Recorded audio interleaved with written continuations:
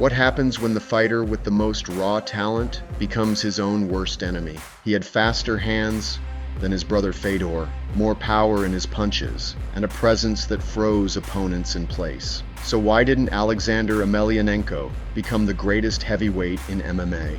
You'll see how his rise through the ranks was fueled by natural talent and ruthless aggression.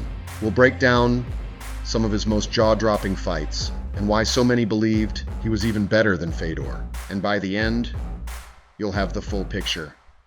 Was Alexander Emelianenko truly the more talented Emelianenko? Or was talent never the issue at all? Alexander Emelianenko's rise and fall is a story of natural talent overshadowed by self-destructive choices. At one point, he was considered more naturally gifted than his brother Fedor, the MMA legend. Alexander had speed, power, and a menacing presence inside the ring. But behind the scenes, he struggled with discipline, addiction, and a string of poor decisions that ultimately derailed what could have been a legendary career. From a young age, Alexander was drawn to martial arts, training alongside Fedor. He started with judo, boxing, and wrestling, and quickly made a name for himself. By 18, he had already won the European Championship.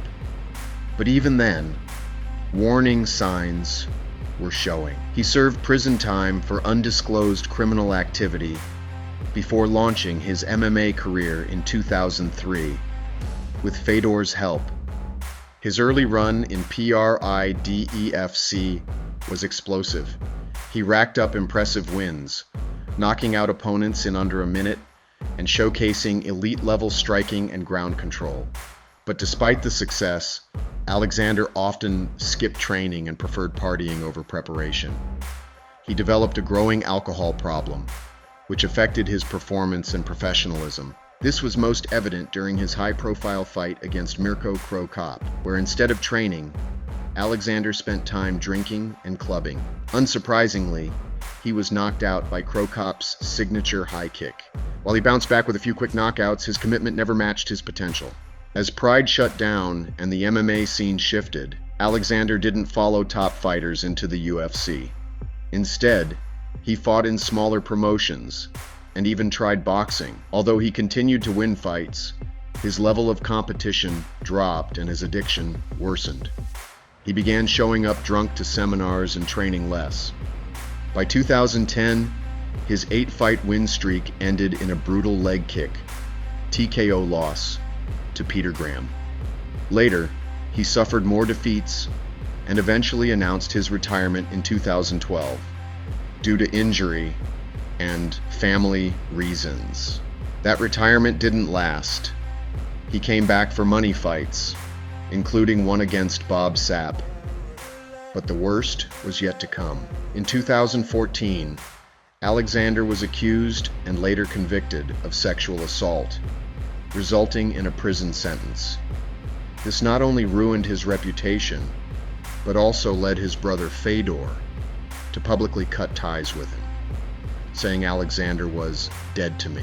After his release in 2016, he tried returning to MMA, but it was clear he was a shadow of his former self. He now fought low-level opponents, including bloggers and YouTubers, to make ends meet. While there were flashes of his old talent, each return was followed by another personal setback. Behind the scenes, several key issues quietly chipped away at Alexander Emelianenko's potential long before the public saw the full collapse. First, there was a lack of structure and accountability in his personal life. While his brother Fedor was known for discipline, a strong moral code, and a tight-knit support system, Alexander didn't seem to have the same kind of stability. He often skipped training, missed important sessions, and surrounded himself with the wrong crowd. People who encouraged partying over preparation. Without consistent mentorship or someone keeping him in check daily, his raw skill wasn't enough to carry him through. Another major factor was the pressure of living in Fedor's shadow. Being constantly compared to one of the greatest fighters in MMA history likely created internal stress. Many believed Alexander had more natural talent, which may have added unrealistic expectations and resentment. That kind of pressure without proper emotional support can lead to burnout or acting out, especially in someone already dealing with personal demons. Additionally, his early exposure to crime and time in prison before his MMA debut hinted at unresolved issues that were never fully addressed. These weren't just blips in his past, they were signs of deeper struggles with behavior and decision-making. Instead of getting help, those issues were swept under the rug as he rushed back into competition. On top of that, his lifestyle choices, frequent drinking, partying, and not taking his health seriously, caught up to him. But what made it worse was that these habits were normalized in his circles. No one around him seemed willing or able to step in effectively, and he didn't take the initiative to make changes on his own. All of this created a cycle, flashes of brilliance followed by setbacks, with no long-term growth. Behind the knockouts and highlight reels was a fighter without structure, without accountability, and without the support he truly needed to thrive. Alexander Emelianenko became one of MMA's biggest what-ifs because he had all the tools to be a legend, but never fully used them. Physically, he was a terrifying presence in the cage. 6 foot 4 inch heavyweight with knockout power, fast hands, and cold, emotionless stare that shook opponents before the fight even started. He had the kind of raw, intimidating aura that made other fighters hesitate and often crumble. What made him especially scary wasn't just how hard he hit, but how quickly he did it. He finished multiple high-level opponents in under 30 seconds, combining brutal strikes with ground and pound that looked effortless. When Alexander was locked in, it looked like he could beat anyone. His size, speed, and killer instinct made him a nightmare matchup for most heavyweights. Opponents knew that one mistake could mean lights out fast. But despite that fear factor, Alexander never reached the heights many believed he could. The reason? Inconsistency and chaos. One moment he was blowing through a top contender. The next he was out of shape, skipping training, or getting in trouble outside the cage. He never had a long run at the top, never fought in the UFC, and never got the chance to prove himself against the best on the biggest stage consistently. His addiction, legal troubles, and lack of discipline turned what should have been a dominant career into a series of starts and stops. Every time it looked like he was back, something pulled him off track, usually himself. So he became a what if, not because he was missing talent, but because everything else got in the way. He scared fighters in the cage, but never figured out how to fight the battles outside of it. Alexander Emelianenko had everything it takes to be one of the greatest.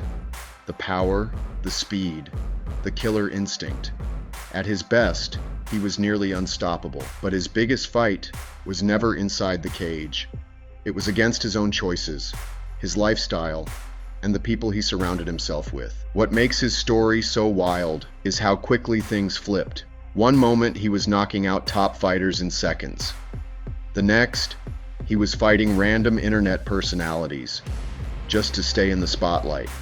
It's a reminder that talent alone isn't enough. Without focus, discipline, and the right support, even the scariest fighter can lose his way. Alexander's legacy isn't just about knockouts, it's about missed chances. And that's what makes his story so unforgettable. If you want more real stories from the fight game, the highs, the falls, and everything in between, make sure you're subscribed. We've got more coming that you won't want to miss. Stay tuned.